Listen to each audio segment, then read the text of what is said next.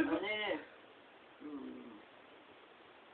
млад силен и млад като кедър, макар и с протрит панталон, пренасеше бали, пакети, изкарваше някой долар, а вечер жуел в кабарето, играеше бакен беляр.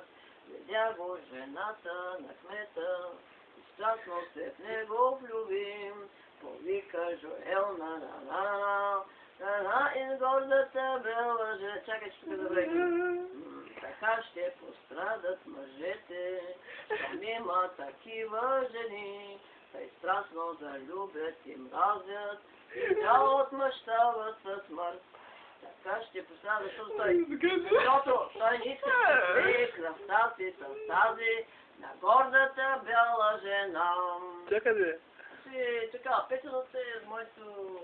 Да, бях аз, с моята ученичка, пеещите. Това е.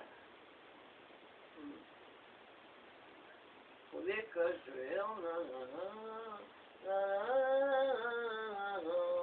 така ще... Той ни поиска да слее кръвта си с тази на гордата бяла жена.